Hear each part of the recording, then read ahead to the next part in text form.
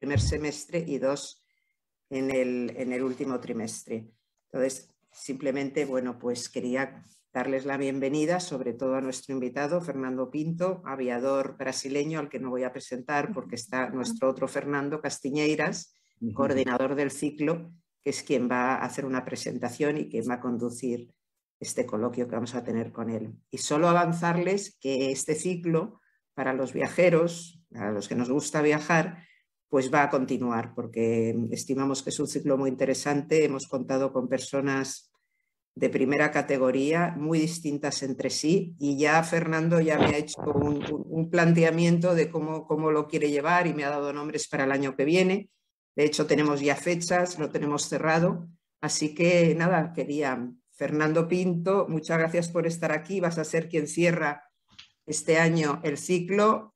Y Fernando Castiñeiras, pues muchas gracias también a ti por conducirlo, por las propuestas que nos haces. A todos ustedes, que disfruten con los dos Fernandos esta tarde, que disfrutemos.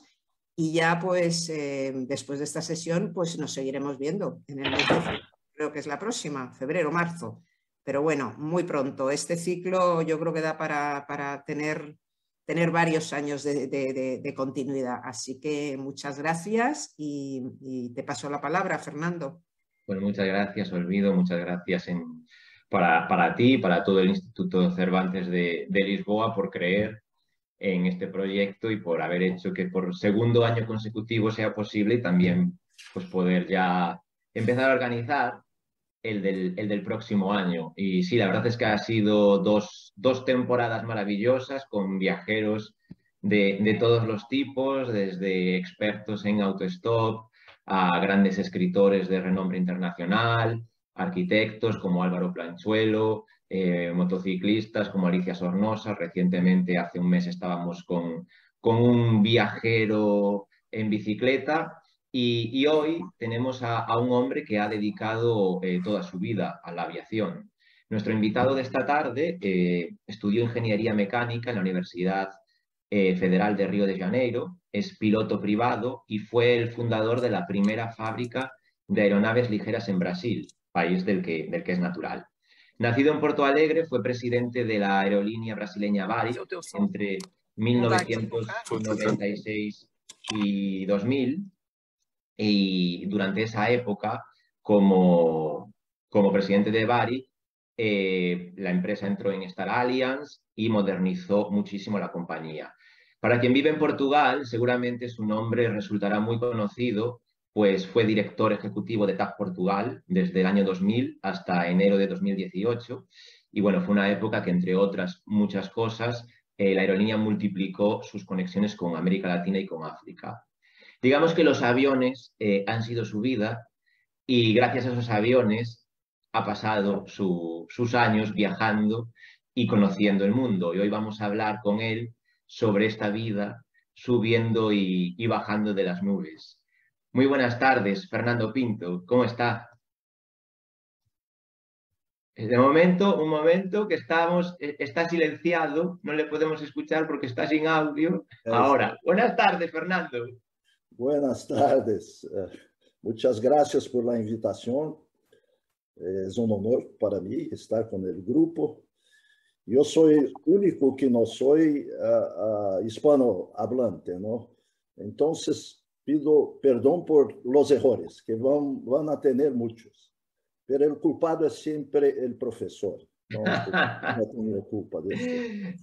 Yo le felicito de momento, que yo creo que le van a felicitar todos al final por su gran nivel de español, todo gracias a su esfuerzo y constancia.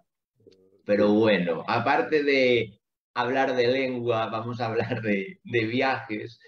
Y una de las cuestiones que me sorprende mucho sobre usted es que no es el único ni ha sido el primero en su familia que le ha dedicado la existencia a la aviación. Yo creo que es una tradición familiar, ¿no es así? Sí, empezó con mi padre. Mi padre fue capitán de vuelo desde 1940 hasta 80. Entonces fueron 40 años de vuelo. Voló desde el pequeño Junkers, un avión de 5 plazas que volaba a 3, 5 metros, 10 metros de altura,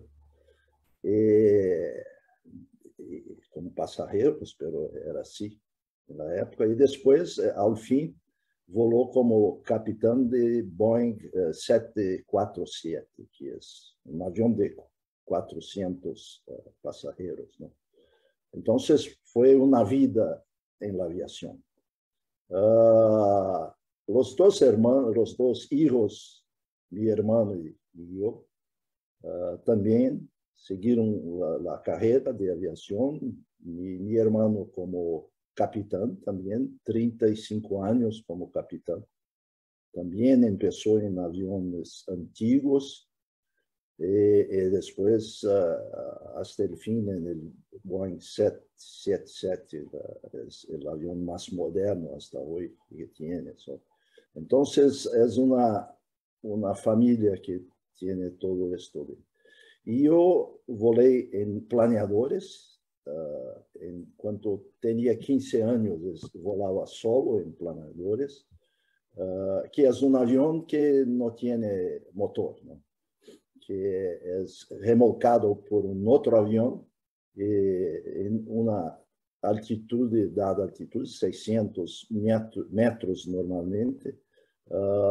Hay un cable que se suelta y vamos solo con el planeador, buscando las corrientes que suben, las ascendentes que llamamos. Y volamos mucho tiempo con esto. Mi récord es 5 horas y media. Sí, pero hay mucho más que esto. Mi padre voló 12 horas, así. Y entonces empecé ahí como piloto, después piloto de avión, después trabajé en la aviación. Y también tuve una fábrica de aviones pequeños, pero construimos 1.500 aviones. Fueron pequeños, pero muchos. Pero muchos. Me comentaba en alguna ocasión que incluso en Porto Alegre, de donde, como comentábamos antes, usted es natural, en Porto Alegre hay un museo, ¿no?, dedicado a su padre. Sí, hay un museo con todo esto. Pero es muy interesante, es una historia. Y después la gestión en Varig, en TAP, en otras empresas también, empresas de transporte aéreo. Fueron 3 empresas.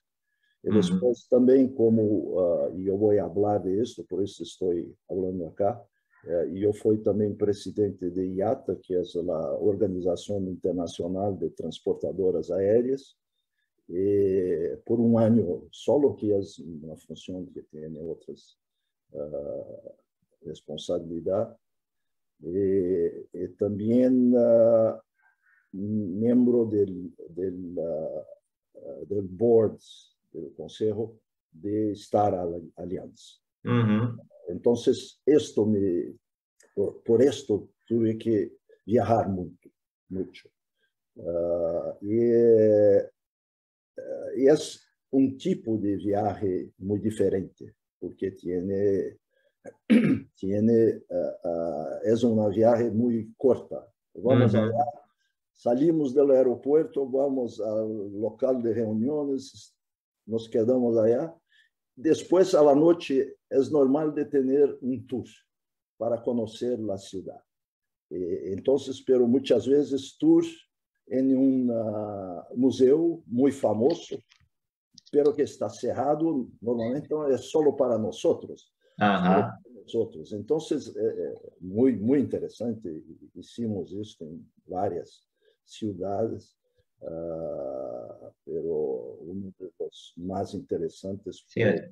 Recuerdo cuando charlamos con usted también allá por mayo, cuando entrevistamos a los chicos de Marcando el Polo, los argentinos Dani y Jota, y decía, bueno, nos comentaba, no, yo no hago esos viajes de 6 meses, de un año, esa vida nómada como hacéis vosotros, pero al mismo tiempo, gracias a o aprovechando estos beneficios de la situación profesional, no ha parado de descubrir y, bueno, hablaremos ahora a lo largo de esta hora y media de que conoce todos los continentes. Sí, mi intención acá es dar una idea general, pero es imposible de tener detalles, de cómo es la vida de una persona que vivió todo el tiempo en esto.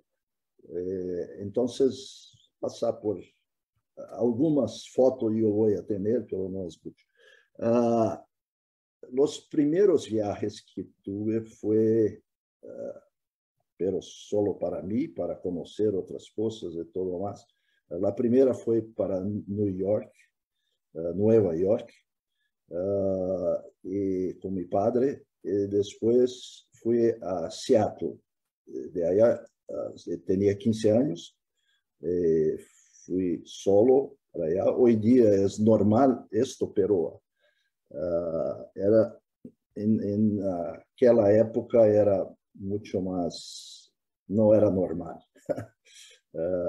Tener un niño de 15 años que volaba solo mesmo. Pero estuve 3 meses en la familia de un piloto de pruebas de Boeing. Fue muy importante para mí conocer cómo se comportava uma família americana, porque tinha 4 filhos, a mesma idade da minha e de meus filhos, de meus irmãos.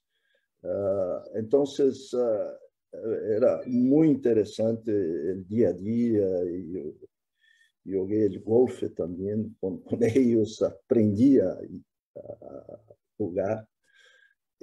Pero lo más importante para mí fue conocer los talleres de Boeing, compañía más grande a la época, incluso de fabricante de aviones. Conocí un avión nuevo que iban a hacer, no hicieron, no iban a construir. Era el 3707, que era el avión supersónico que iba a volar 3 veces la velocidad del sonido. Entonces, lo conocí antes que cualquier uno lo conoces. Este avión iba a ser más rápido que el Concorde. Sí. Fue una importante experiencia para mí. Entonces, cuando volví con un avión nuevo, creo que tenemos una foto. Sí, allá. le voy a pedir a mi compañero Eduardo si me puede habilitar, que ahora mismo estoy deshabilitado. Y perdonad a todos los presentes aquí. Nos hablaba de esta imagen, si no me equivoco, ¿cierto? Sí, este es un avión antiguo hoy día, no vuela más. Entonces, a la época fue muy importante para mí. Fue un avión nuevo que salió de la fábrica. Y yo, en el vuelo de retorno, me invitaron a participar de la tripulación, porque era un vuelo a la noche. E não tinham muitos pilotos, não tinha passageiros, então não tinham muitos pilotos e era importante quedar-me 2 horas em la cabine para ser uma parte do esforço do retorno. Então, para mim, eu sou piloto de planeadores solo, não de avião, eu não sei fazer nada. Não, é solo hablar con el control y poner la información de la posición del avión. Entonces, por 2 horas, una voz de niño llamaba y decía, este es Varig, número tal, posición tal, así. Para mí fue una vitória, foi algo, uma realização. Então, foi algo que me marcou muitíssimo. Pero este foi uma. Depois, fue como después otros viajes, una a Los Ángeles, Japón, solo con mis dos hermanas, después el campeonato del mundo de planeadores en Yugoslavia, que fue muy importante. Yo no volaba como piloto, pero volaba en el remolque de planadores para cuando se posaban fuera del campo. Yo tenía un pequeño remolque que los recorría y traía para la base que era Virchats. En Virchats era en Serbia hoy día. Entonces, así por un mes yo conocí toda la Yugoslavia, Bosnia. Supongo que, claro, nada que ver con la Yugoslavia, No. actual. Sí, pero es muy interesante cuando hoy día tengo información de Bosnia. Yo ya estuve allá en Sarajevo, conocí Skopje, es una ciudad increíble, cerca de Grecia, y es en Macedonia hoy día. Entonces, muchas plazas muy interesantes. Y volvimos por Split, que es en Croacia hoy día, que es una ciudad en el Mediterráneo, Adriático, muy bonita, muy bonita. Entonces fue una cosa maravillosa. Todo el tiempo yo era el piloto del coche, del remolque. Fue muy importante. Y después, en 73, fue Londres, que teníamos, era el final del curso de ingeniería, y nuestra decisión de mí y de un amigo fue de hacermos un overcraft. Overcraft es un vehículo que se desplaza en un colchón de aire. Creo que hay una foto, hay una foto que no pasé, sí, que era Urupema, que es foto 2 Urupema anterior. Vamos a ver si marcha ahora. Ahora mismo las tenemos por aquí. Es interesante, es bonito. Este es un planeador. Esta fotografía sería, ¿verdad? Que volé muchísimo, pero este es uno que fue al campeonato mundial hecho en Brasil, que tuve una participación muy buena. La importancia de este planador es que no volábamos acostados. Es posible de ver, no es este, es el otro. El piloto va acostado allá. Aquí se puede ver, para sí. tener la máxima velocidad en vuelo y llegar a la máxima distancia también. Muy interesante de volarlo. Pero es esto. Tuve un pequeño problema con ello, que tuve que me posar en un campo de café. Pero ¿Ah, sí? Sí. ¿Pero fue un aterrizaje complicado, con susto o...?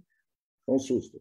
¿Sí? Sí, no, es todo bien. ¿Alguna vez ha tenido alguna experiencia de vuelo en la cual realmente lo ha pasado mal, ha pensado que iba a tener final infeliz? Creo que este fue el peor. ¿Sí? Era un avión nuevo, el planador nuevo, estaba en un campeonato creo que era Bauru, sí, interior de São Paulo.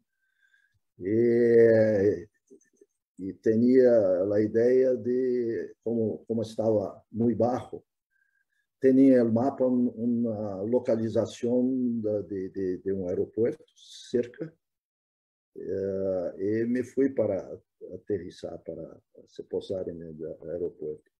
Y cuando lo vi, estaba fuera de uso, de utilización, y tenía unos árboles en la pista. Se me posaba con esta, moría inmediatamente. Entonces no tenía a dónde posar. ¿Es posar o aterrizar? Sí, sí, aterrizar o posarse el avión. Me Y hablaba fue también, al campo de café, que era el más bonito que yo vi de la arriba. me hablaba antes de esta imagen también, ¿puede ser? Que hay antes una imagen, sí, hay antes una otra. Relacionada con esta. Esto, sí, sí. Esto fue cuando íbamos para Inglaterra para hablar con las personas que tenían la experiencia de construcción del Overcraft. Y fuimos para la isla de White. Era muy conocida a la época, porque tenía los festivales de música de hippies y todo esto. Entonces, para nosotros también era muy interesante. Pero cuando estábamos en Portsmouth, llegó este Overcraft, que para nosotros éramos 2 personas. Fue muy importante porque nuestra idea era la construcción de un modelo así, pero pequeño.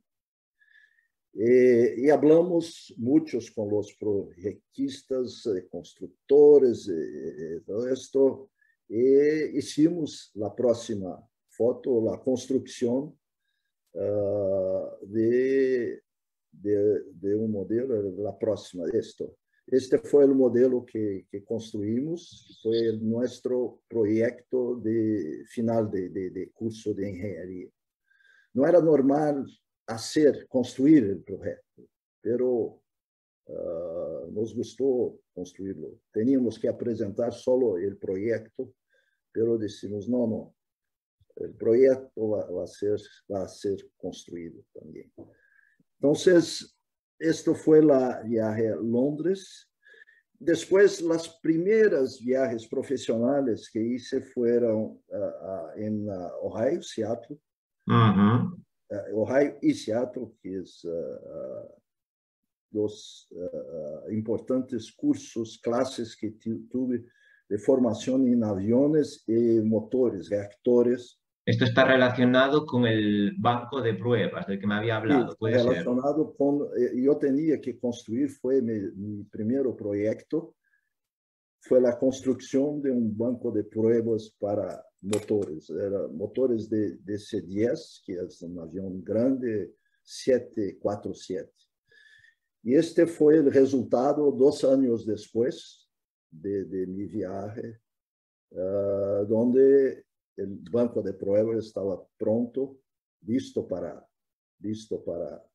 los tests. Muy interesante, hacíamos testes acá. Transmisión por satélite a la fábrica, a los talleres de construcción, de fabricación del motor. Y una cosa muy importante, yo era el responsable por el mantenimiento de los motores y el teste de los motores, en que mi padre volaba.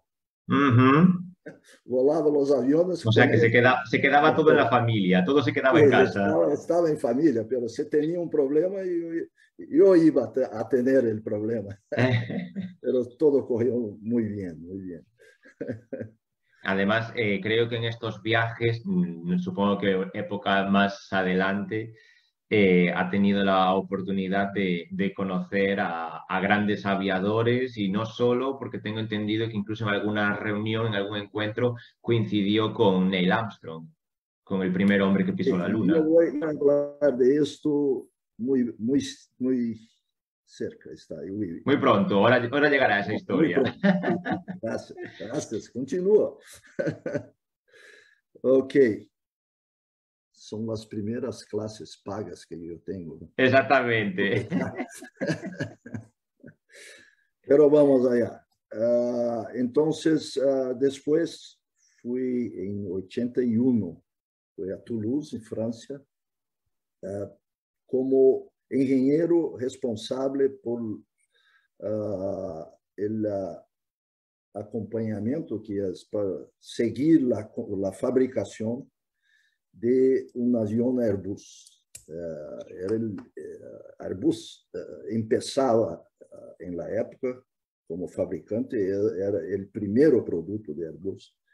Me quedé un año en Toulouse y fue también una experiencia muy importante. Yo creo que hay una foto del avión después de listo, entonces creo que hice bien mi participación. Es el A300, ¿correcto? A300, es esto, sí. Sí, marchando un A300 para el público. Este sería. El avión cuando llegó a Río, mi misión estaba cumplida, avión hecho, listo, porque tenemos que hacer muchas cosas como ingeniero responsable allá. Una es la fábrica fabrica el avión, pero los componentes, que son muchos componentes, es la compañía, la empresa aérea, la aerolínea que los fornece. Entonces, mi responsabilidad era tener los equipos, los componentes, todo esto listos en la fabricación, en la construcción. Fue muy importante. Y después toda la responsabilidad por la instrucción de pilotos y todo esto que ellos hacían, pero yo tenía que coordinar. Muy interesante como experiencia. Esto fue en 81, entonces yo tenía 31 años. Y después, Pakistán. Yo tenía la posición de director técnico de una pequeña empresa que tenía 5 aviones, y allá tenemos esto. Teníamos 5 aviones, sí, aviones antiguos a la época, pero que volaban muy bien en gran altitud. La empresa Pakistan International tenía un interés en este avión, tenía voluntad de tenerlos porque podían tener operación en el Himalaya, cerca del Himalaya, en la región del Himalaya. Entonces, compraron 5 aviones directos. Y fue una experiencia muy interesante, la discusión, la negociación, todo esto con ellos. Es un otro mundo, pero muy buenos, son duros en la negociación, pero buenos técnicos. Muy interesante, la formación excelente. En la calle es diferente, apenas muy pobre. O sea, ellos compraban aviones que prácticamente en Brasil en ese momento ya estaban fuera de uso. Fuera de uso, sí, pero para ellos era muy importante. Yo también... ¿Y qué seguridad nos ofrece eso como pasajeros de ese tipo de aerolíneas? Esta es una historia interesante. Necesitaban estos aviones porque tenían perdido todos los otros que tenían. Perdieron 5 aviones en accidentes cerca del Himalaya, porque es una región muy difícil. Y el avión es antiguo también. Pero les gustaba el avión porque decía que era bueno, todo esto, entonces lo vendieron. Hoy día no están más a volar, no vuelan más. Y después, tuve viajes a Canadá, Holanda, Francia, para la compra de aviones en sustitución a estos. Los compramos en Holanda, pero foi muito interessante porque volávamos os aviões como piloto de pruebas, com todos os testes que teníamos que fazer. Um capitão comigo e hacíamos isto. Foi uma experiência muito interessante. E estas foram minhas primeiras profissionais, as viagens mais interessantes, eu diria, porque ganhava experiência nisso. E eu não tinha tempo para viagens de placer. Não tinha.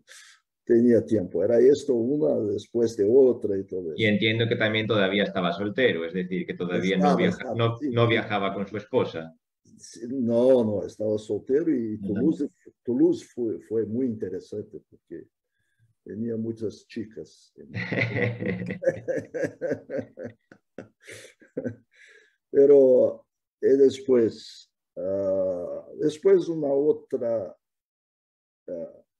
forma de viaje, que fue más profesionales cuando era presidente de Varig, después de TAP, Comuniata, Star Alliance, todo esto. Y entonces yo voy sin muchos detalles, por dónde pasé, por el oriente, pasé por Bangkok, por Kuala Lumpur, Malaca, que es en Malasia también, China, Pekín, Shanghái, Hong Kong, Taiwán también, que está en las noticias ahora, por Taipei. Después Singapur y Japón, todo esto en el oriente. Todos viajes muy rápidos, pero que tenían una parte que era las visitas en la noche para un poco de turismo, para conocer los costumbres, todo esto. Muy, muy interesante. Siempre teníamos algo, porque todos los otros presidentes también tenían el mismo problema que yo tenía. No tenían tiempo para hacer turismo. Entonces íbamos así. Y con las esposas. Las esposas también participaban en eso. Después, en Medio Oriente, Egipto, Jordania, Líbano, Emirados, Dubái y Abu Dhabi, estudiará, y hay fotos Tengo por aquí, esta no, foto es en... este no, ainda no es. Este es África, sí. Esto es Etiopía, ¿no? Si no recuerdo Pero mal. yo voy a hablar. Este es Etiopía. Ujú. Esto es Etiopía. Etiopía es eso que se dice. Sí, Etiopía, sí. Y, Pero aquí le vistieron a posta para la situación, porque dudo yo que sí, llegara vestido así. sí, sí, era como se vestían allá. Entonces, muchas las veces era vamos a decir, la fiesta de entrada ¿cómo se llamaba? Era Ethiopian Airlines, en la Star Alliance. Entonces, las personas se vestían como ellos allá. Ellos nos daban, fornecían las copas y todo esto. Entonces fue una fiesta muy, muy interesante allá. Y hicimos esto con todos. En Japón era muy interesante también. En todos los lugares, en China, lo mismo. Todos los lugares donde teníamos. Empecé con estar con 5 empresas y al fin teníamos 21, creo. Entonces fueron muchas entradas en el Star. Un momento que yo necesito. Aprovecho, sí, aprovecho mientras respira un poco para decirle al público asistente, recordarles que podéis mandar vuestras preguntas. Nos debemos a ellos. Y así que iremos interrumpiendo mi conversación con Fernando, la iremos interrumpiendo según vayáis pidiendo la palabra. Podéis hablar con él directamente, preguntarle lo que deseéis o, como siempre digo, para los más tímidos, lanzar vuestras preguntas, escribirlas directamente en el chat. Y en ese sentido, Fernando, le voy a pedir hacer un pequeño paréntesis. Ahora retomamos la charla sobre los viajes, porque aquí me preguntaron por el chat, Charo, supongo que, claro, relacionado con su experiencia en grandes compañías, Varig, TAP, qué opina, qué piensa de la influencia de las compañías aéreas low cost como Ryanair en el mundo de la aviación y demás. É uma revolução, porque começaram do zero custo, zero todo, e construíram algo novo, e com valores de tickets muito baixos, mesmo muito baixos.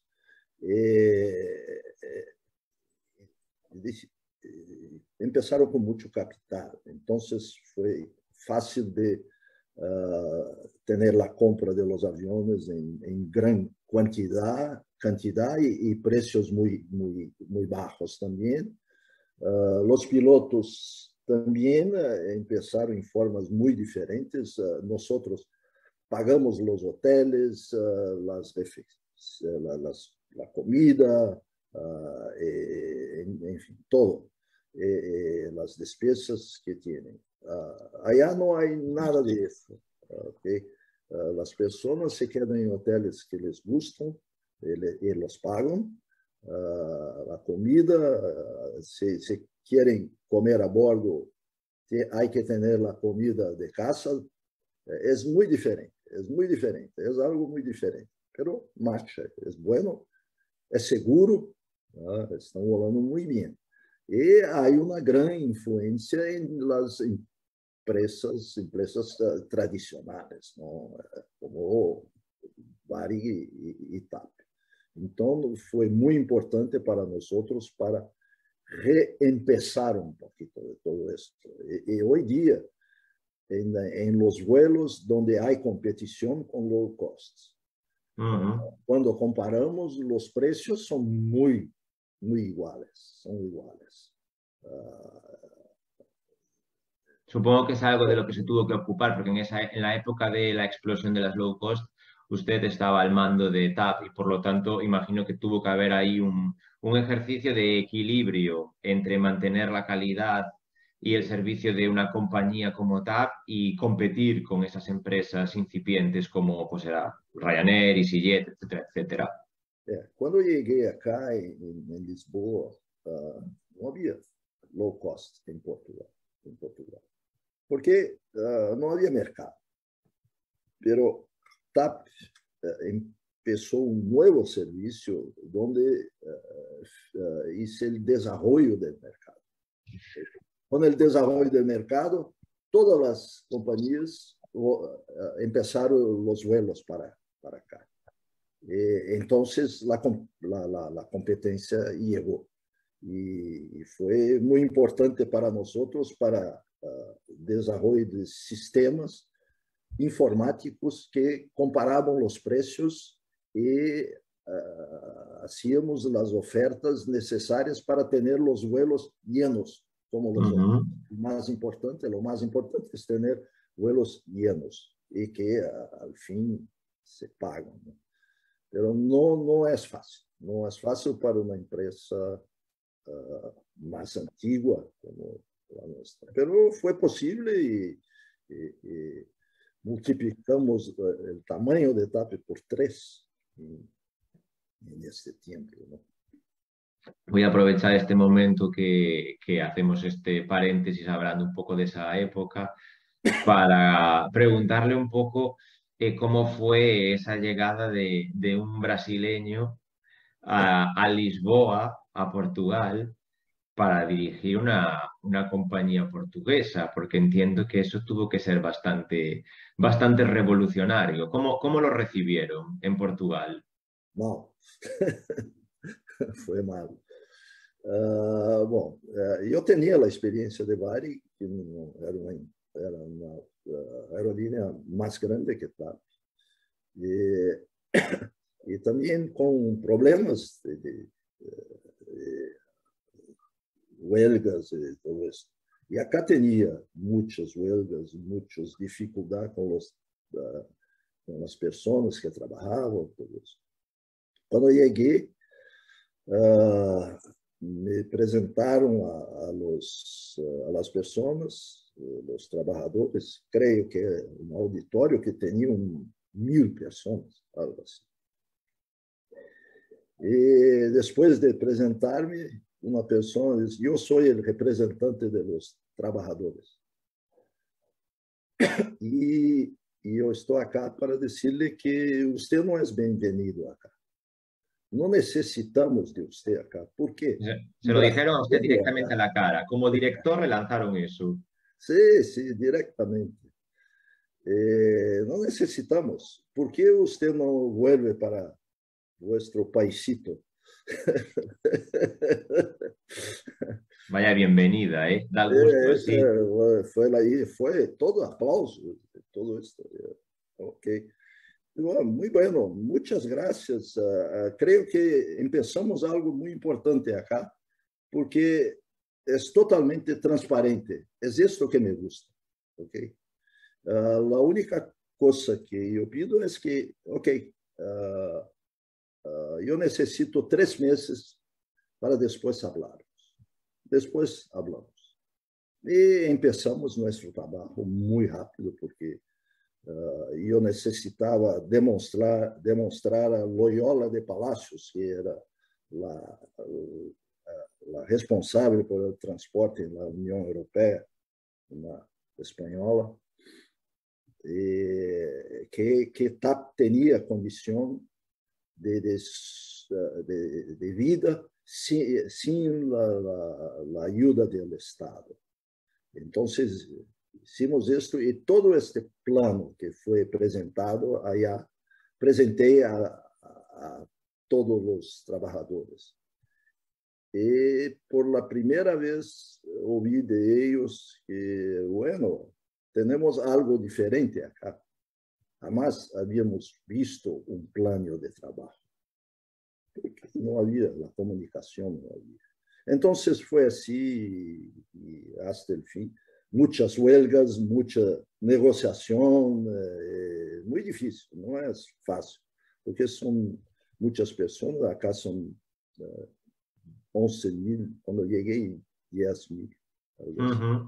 Em Varig, eu cheguei, tínhamos 25.000, depois reduzimos para 18.000, mas acá crescimos muito. Fue muy importante y después tenía empleo para muchas personas. Y como comentaba al principio de la entrevista, le dio mucha importancia a que hubiera una gran conexión de líneas con América Latina y especialmente con Brasil, ¿no es así? Sí, sí, sí. Cuando llegamos teníamos con Brasil, creo que 11 vuelos por semana. Y después, 5 años después, no teníamos más 11, pero 85 vuelos por semana para Brasil. Creció un poquito. Sí, creció un poquito. Lo mismo con África, con Estados Unidos y con Europa, porque Europa hacía traía los pasajeros acá y después lo distribuimos por todos esos. Entonces, una otra aerolínea muy diferente. Y fue reconocido por todos, como un brasileño que hice algo diferente. Bueno, es más, muchas veces se habla de diferentes motivos que han causado la explosión del turismo en Lisboa. A veces se habla de situaciones sociopolíticas, cuando fueron los atentados en la zona del Magreb, también se comentó, ¿no? Que podía ser, que es una de las causas del movimiento de turismo centroeuropeo a Lisboa, pero tal vez también esta planificación de un aumento de las líneas, de las conexiones de Lisboa como punto de conexión con América Latina, como digo, también pudo ser un motivo para que aumentase el tráfico de extranjeros en la ciudad, ¿no? Fue una diferencia para acá, y para otras ciudades también. Brasil, todo el nordeste brasileño no tenía vuelos para Europa. Entonces, de una hora para otra teníamos vuelos diarios de las capitales del nordeste de Brasil. Lo mismo con el sur y todo esto, y África también. Entonces, las ciudades tuvieron un desarrollo increíble a causa de esto. Y Lisboa, como el centro, tenía mucho también. Fue un desarrollo muy grande. Había una medición de esto, la influencia de TAP en la economía, y yo creo que era cerca de 4.000 millones en 10 años, algo así. Entonces era mucho, era mucho. No, era 4.000 millones de ventas anuales. Y la mitad decía que era acá. Sí, fue esto. Bueno, le recibieron así, pero pasaron los años y cambiaron las cosas. Tanto que ahora mismo aquí por el chat, no sé si lo puede leer, pero me llega un mensaje que le quiero comentar, porque además, bueno, no es una pregunta, pero supongo que está dedicado a usted.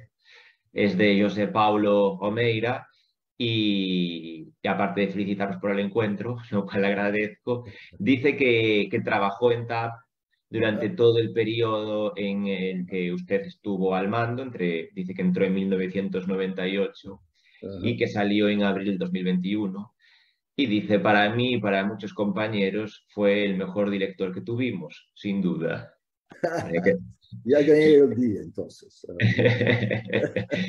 Le comento eso y otra preguntita que me llega por aquí, también del público asistente. Le pregunta, ¿en qué ha afectado la pandemia a las aerolíneas y qué repercusión tendrá todo esto en el futuro inmediato?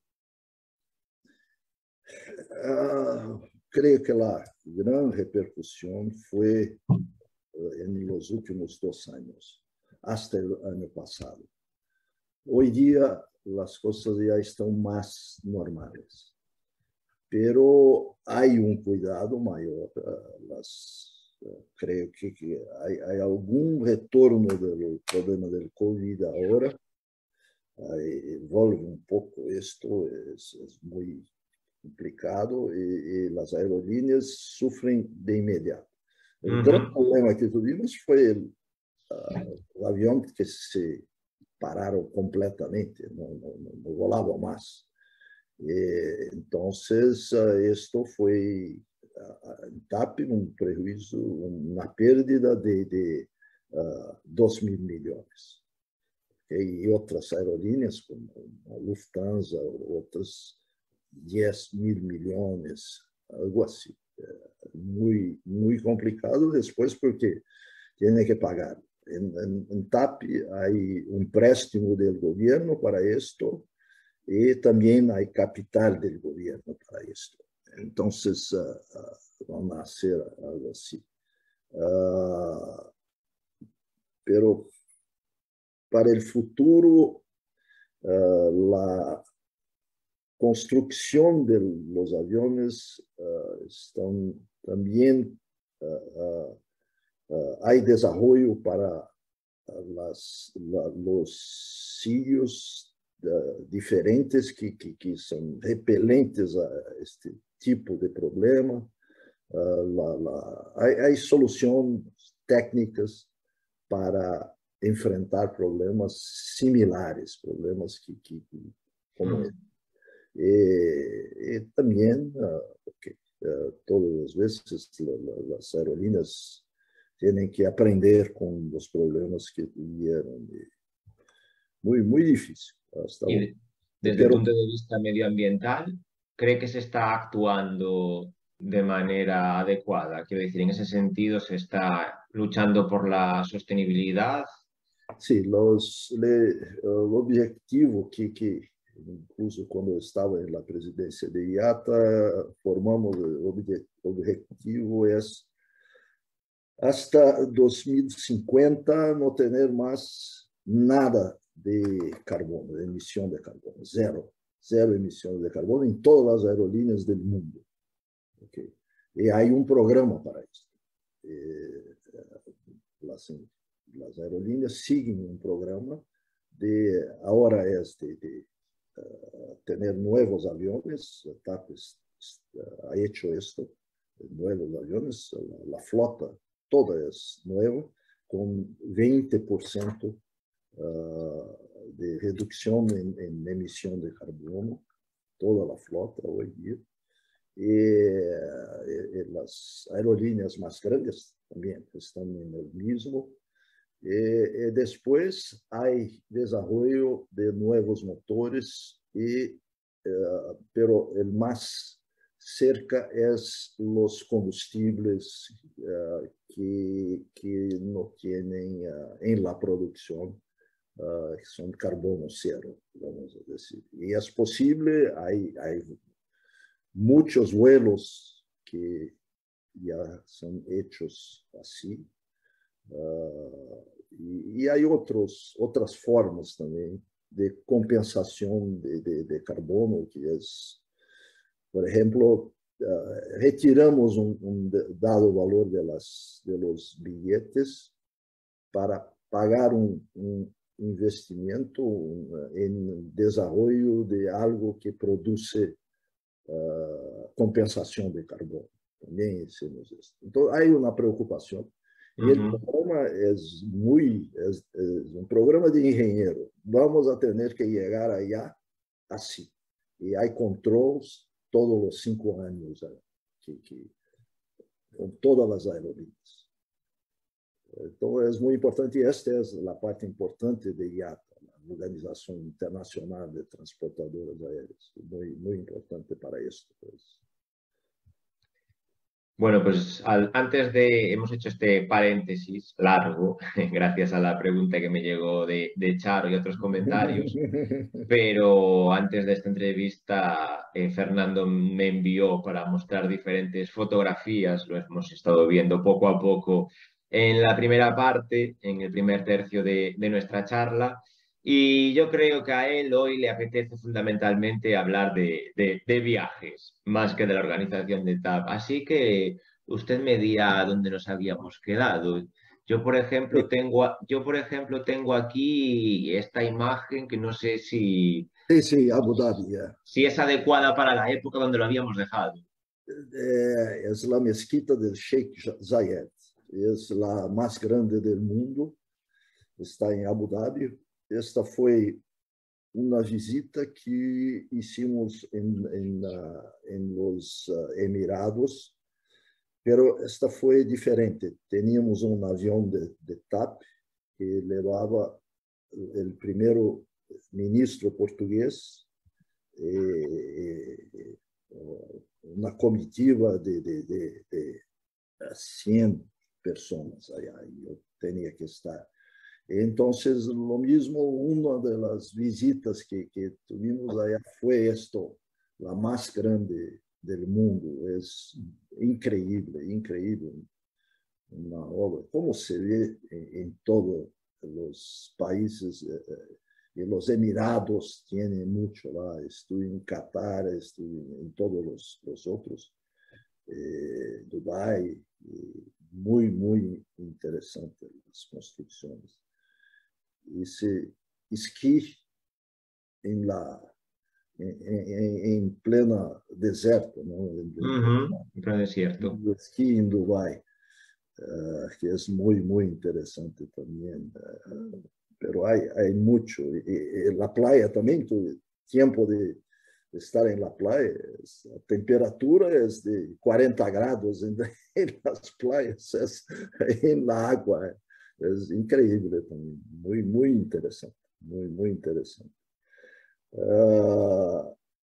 En Europa fue muchas cosas también, Francia, Alemania, Holanda, Bélgica, muchas veces en Bruselas, porque ya tiene la sede de la Comunidad Europea y las empresas tienen que tener una relación muy grande con ellos. Visitávamos muchas veces en Bruselas, España, Italia, Inglaterra, Escócia. No sé si sí, tengo fotos de Escócia, en Edimburgo. Esto fue muy interesante. Yo voy a hablar rápidamente de esto. Pero aquí ya estaba su mujer con usted, ¿no? Estaba. Si no me equivoco, porque la estoy viendo aquí. Sí. Esto es una reunión que Airbus hizo en el tren que es el Expreso del Oriente, ¿no? Que salía de Edimburgo e iba a Escócia, a Alta Escócia, e todo un viaje muy interesante. Y la reunión era en cuanto viajábamos, con la discusión de nuevos aviones, de los problemas de los actuales, de todo esto, ahí íbamos en discusión y viajando. Se paraba por veces y íbamos acá estoy Edimburgo, en el castillo de Edimburgo, es una vista increíble allá. Y después en Estados Unidos también, prácticamente todos los estados Estados Unidos, tengo acá alguna lista de Washington. Eso es interesante porque en este ciclo normalmente hablamos mucho de África, hablamos mucho Sí. de Oriente Medio, de Sudamérica naturalmente, Sí. pero no hemos tenido viajeros por Estados Unidos, ¿eh? Así que ahí nos puede aportar mucho. Hay mucho, es muy interesante. Estados Unidos es muy estándar, ¿no? Es un país que es interesante porque los mismos mercados, las mismas cosas que se ven en una ciudad, se ven en todas las otras, es todo igual. Nueva York es algo muy diferente, nada a ver. Y tiene las especialidades, el interior, las grandes montañas, áreas de esquí muy interesantes. Califórnia es muy diferente, hay mucho que ver en California y también mucho cerca de Miami, en Flórida, esta área. Pero el interior de los Estados Unidos es muy igual. Hay una foto allá que estoy en Denver, cerca de Denver, en una finca en Denver, es más o menos esto. Esto es una reunión muy interesante. Todos... Llegamos al punto, ¿no? Al punto donde quería llegar yo. Este es el punto, sí, sí. Es obligatorio estar así. Y también... ¿Es obligatorio el que ir vestido así? Es vestido así, sí. ¿Ah, sí? Es obligatorio. Es un club donde es recibidos por votación. Ajá. Tiene que ser piloto, tiene que ser jefe de algo en la aviación, toda la ligación para mí, y tiene que tener muchos años en esto. Ajá. No, por mí, de repente, me invitaron. Y cuando la llegué, era esto, hay que estar vestido así. Porque es un ambiente muy agradable, muy interesante, porque las personas, es informal, totalmente informal. Y hay cosas que son juegos, jugamos allá, con caballos, andamos mucho con caballo, y como se diz, Rodeo. rodeos. Uh-huh. Aprendi a hacer rodeos, não andava a cavalo, não tinha esta, pero aprendi, um aprendizado. Depois, com tiro ao alvo, como se diz, tiro al plato. Plato, esto. Muitas coisas, quem é o mais rápido em sacar a arma?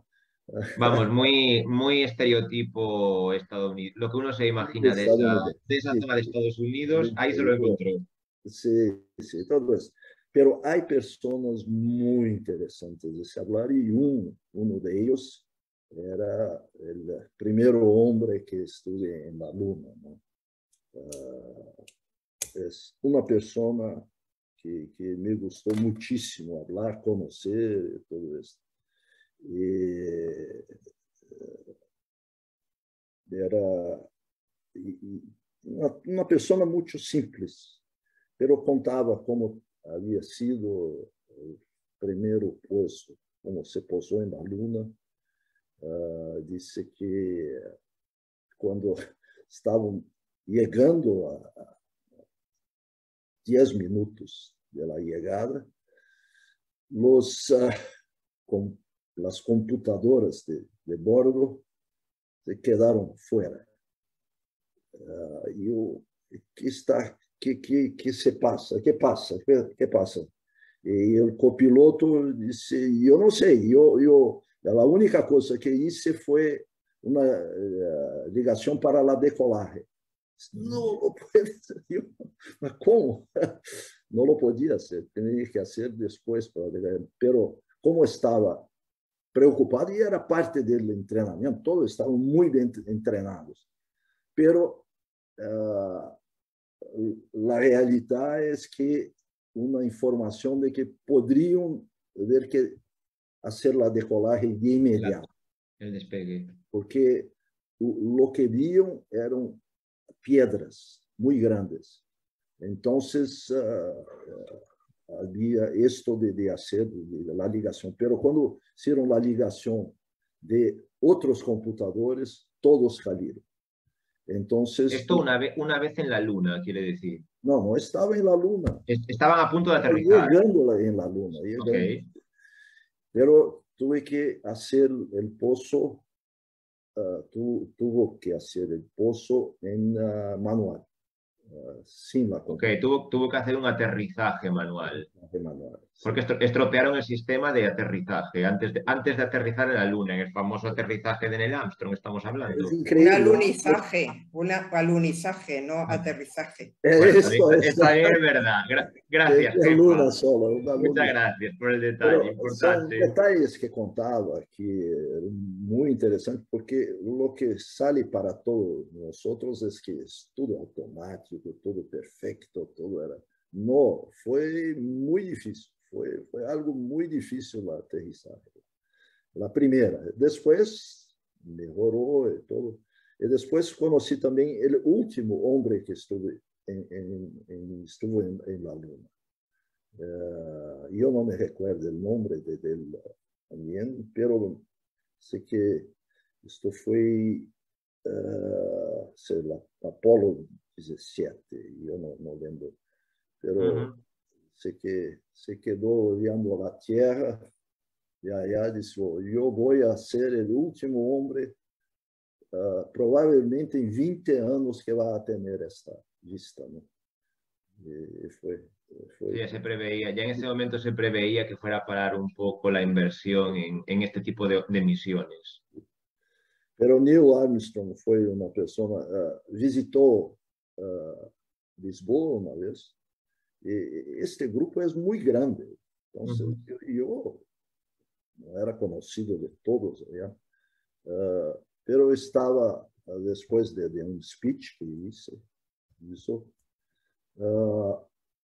estaba escribiendo libros para personas que habían comprado su libro, y me vio en la fila, ¿no? ¿Cómo se dice? Sí, haciendo fila para... Sí.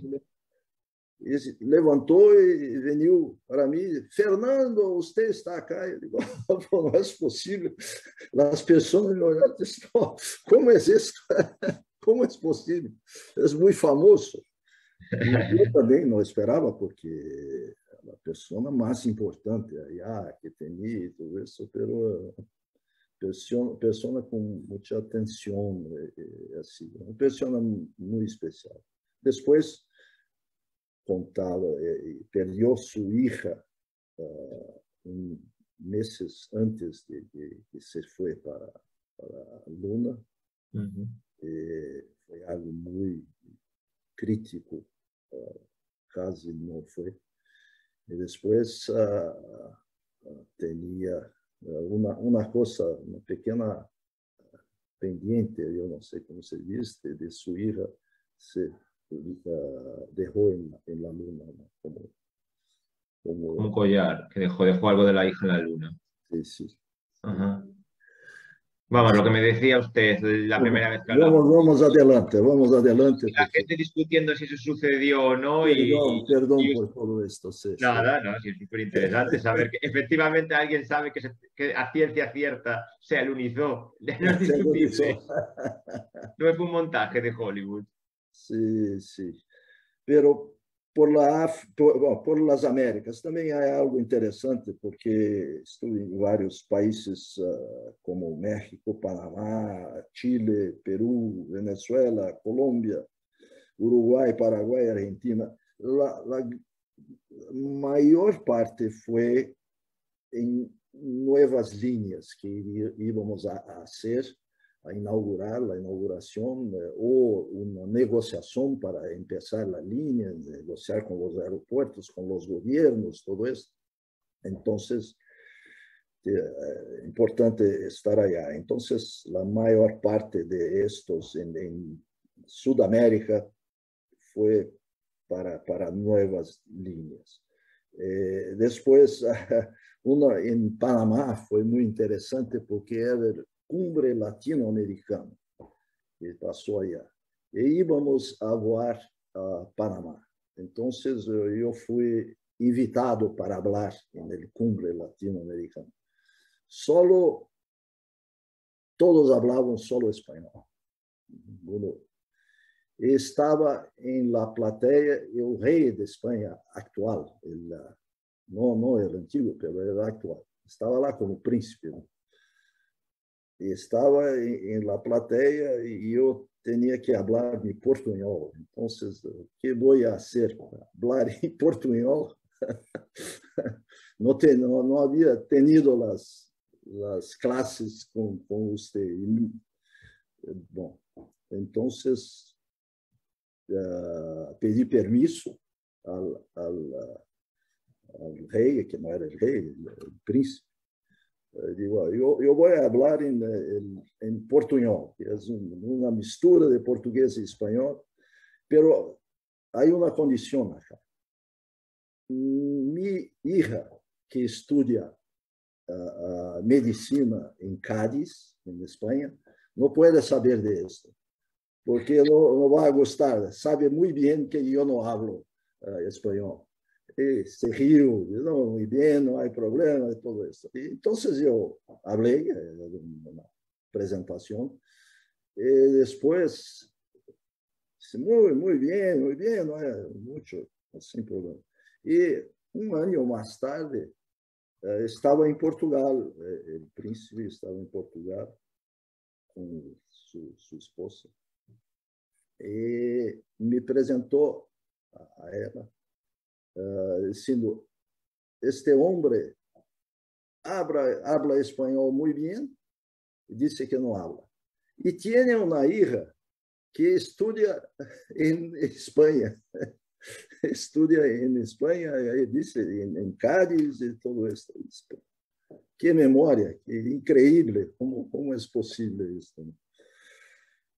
Pero esto fue un encuentro en Panamá, comentaba. Esto fue en Panamá, sí, esto fue en el cumbre latinoamericano. No sé. Y creo que, de hecho, o sea, su hija ya hablaba español y usted no, pero por motivos familiares, o sea, también relacionado con viajes que lo llevaron mucho por Colombia, se pone usted a estudiar español. Sí, sí, no, mi esposa, profesora de francés, que usted conoce, siempre le gustó que todos hablaban muchas lenguas. Entonces, los hijos, los dos que tenemos, hablan también español, estudiaron francés, inglés, estudiaron en escuelas americanas. Y para ella fue muy importante porque estudió en España y después, hoy día, trabaja en Suiza, en Geneva, entonces hablando francés, que es también muy importante. Pero esto no es viaje, ¿no? Bom, também na África, que já hablamos um pouco, muito em Johannesburgo, Ciudad del Cabo, porque Johannesburgo, la South African Airways também estava em Star Alliance, teníamos reuniões allá. E Moçambique, Angola, porque teníamos muchos vuelos para allá también, como TAP, y Etiopía, que ya hablé. Y también Nueva Zelanda, que también era de Star Alliance y ya estaba. Y acá estamos casi al fin, pero casi al fin. Pero no se olvide de Japón, ¿eh? Que yo sé que le gusta hablar de Japón. Sí. Creo que es mejor. Iba a hablar de Israel, que fue muy importante. Lo que usted quiera. Ahí nos guía por donde le apetezca más a usted. ¿Cómo? Por Así. donde, nos vamos a donde le apetezca. Sí, sí. Yo acá hablo un poquito de los viajes de placer que tuvimos también.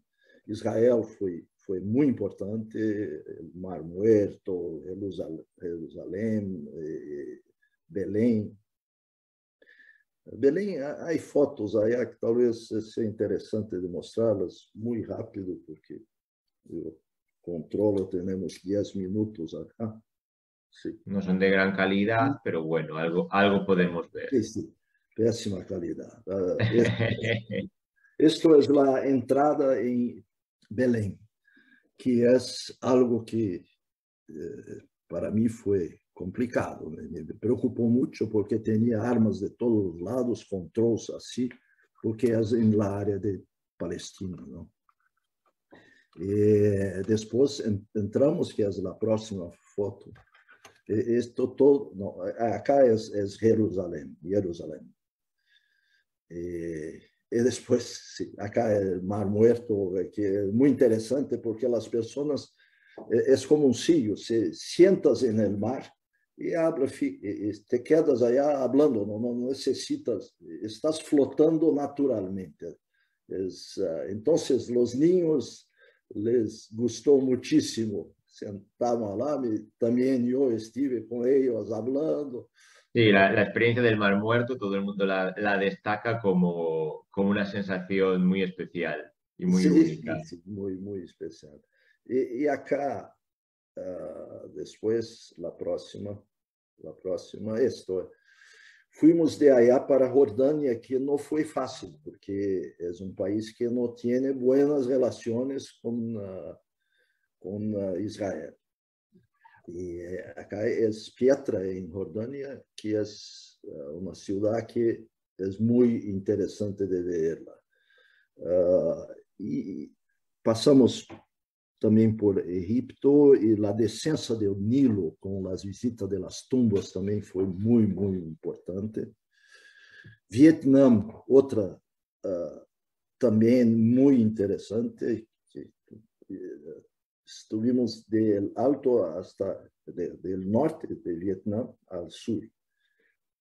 Y el alto tiene la Bahía de 1000 Islas, que es algo que dormimos allá en un barco, en un buque pequeño.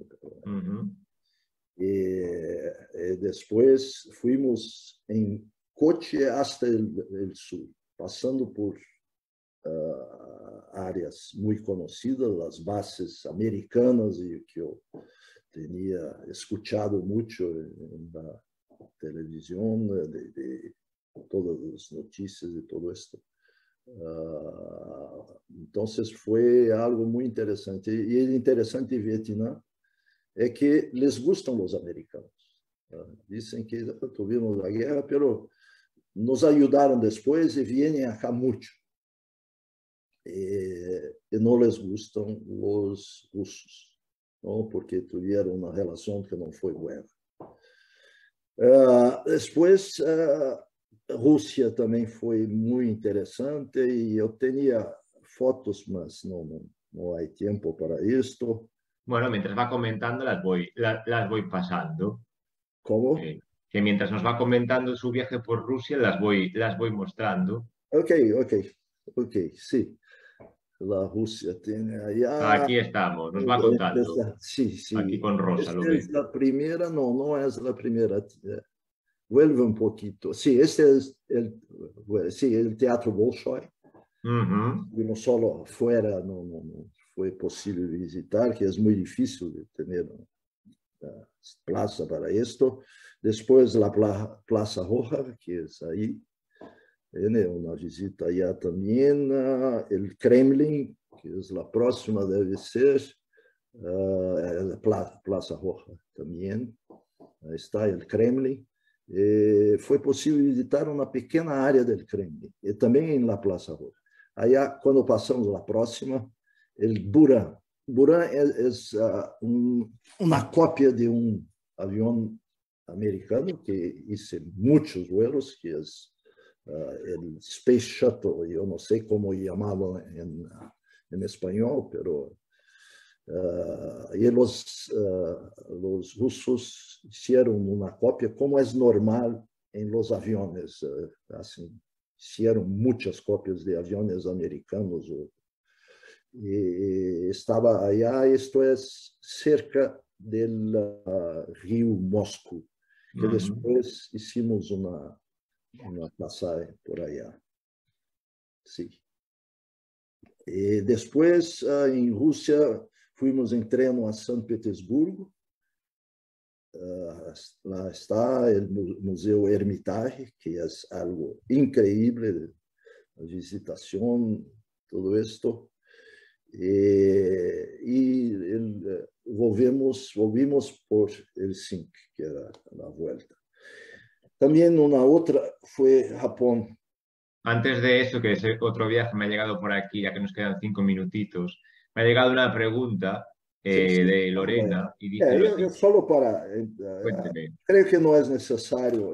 Hicimos un viaje muy importante en Japón, con muchas áreas, muchas pasajes, todo esto. Pero yo no voy a comentar. Es algo que todas las personas tienen que ir. Es un país increíble. Me gustó muchísimo. Yo diría los tres. Egipto fue muy importante para conocer. Vietnam me gustó muchísimo y Japón. Rusia también. Pero es esto. Pues le decía que me llega aquí una pregunta como anillo al dedo, porque nos quedan 5 minutitos. Vamos. Y le preguntan si después de tantos vuelos en lo profesional y también en la esfera personal a lo largo de estos años, ¿le queda algún viaje soñado todavía pendiente de realizar? Bueno, es una muy buena pregunta. Porque vuelo muchas veces a Brasil, esto es normal. Pero conozco poco Sudamérica. Y me gustaría más conocer, como usted, Fernando, conoce bien. Me gustaría más conocer. Yo conocí mucho bien Perú, pero Perú más la capital y todo esto, porque tenía un representante de mis aviones que fabricaba, estaba en Perú, no conocía allá. Pero me gustaba conocer más Sudamérica y Brasil. Efectivamente, que no nos quedemos. Nos hemos quedado sin hablar de Brasil aquí hoy. Sí, yo no hablé porque es un continente aparte, ¿no? Es mucho más. Pero me gusta, creo que yo voy a hacer algo así, más en Sudamérica y Brasil, o más. Y hay otras también partes del mundo que me gusta visitar, pero parte a parte, hay que ver la guerra también, que es... Efectivamente, eso nos condicionará, nos seguirá condicionando a todos para los próximos movimientos. Pues, querido Fernando Pinto, muchísimas gracias por este recorrido por todos los continentes, por este recorrido por su carrera profesional, que está ligada sin duda a la historia de la aviación. Ha sido un placer tenerlo aquí para cerrar este segundo ciclo de encuentros viajeros del Instituto Cervantes. Antes de despedirme le paso la palabra a Olvido Salazar, que imagino que quiere despedirse de usted y del público. Sí. Bueno, yo suscribo tus palabras, Fernando. Me parece que ha sido una visión también, que aquí hemos tenido viajeros en bicicleta, en autostop, en coche, en moto, y que Fernando Pinto nos haya ofrecido una visión pues del avión, que es un elemento fundamental para moverse en grandes distancias, pues ha sido muy interesante. Así que, Fernando, muchísimas gracias. Y también, Fernando, a los dos os felicito, a Fernando Pinto por su excelente español, que decía que no, pero sí, ya no es portuñol, ya es español, y al otro Fernando por ser su profesor. Así que hablas muy bien, Fernando, estupendamente. Muchísimas gracias y gracias a todos por asistir a este ciclo. Ya creo que nos veremos el año que viene porque, como ha dicho Fernando y como he dicho yo, este es el último capítulo del 2022, pero en el 2023 nos vamos a encontrar. Además, yo quiero hacer una presentación también, ya que has hablado de que Fernando conoce bien Latinoamérica, del libro de Fernando, que la tenemos pendiente desde hace un montón de tiempo. Con lo del COVID lo hemos ido retrasando, pero ya estamos buscando fechas y yo creo que empezaremos el ciclo con Fernando, que se lo merece, con Fernando Castiñeiras. Así que gracias, todos invitados Muy y bueno. nada, muchas gracias, Fernando. A Pues Fernandos. un placer, Olvido. Muchas gracias, Eduardo, como siempre, que hoy hemos tenido ahí unos problemas técnicos por los cuales una vez más os pido perdón a todos los que os habéis mantenido ahí fielmente en todos los continentes. Veo caritas conocidas, os saludo, os doy las gracias por estar y un especial gracias enorme para usted, Fernando Pinto. Un placer, tenía mucha ilusión de poder hacer esta charla, esta entrevista y no ha defraudado, ha sido un gustazo. Muchas gracias. Muchas gracias. Gracias Adiós. a todos. Adiós. Adiós a todos.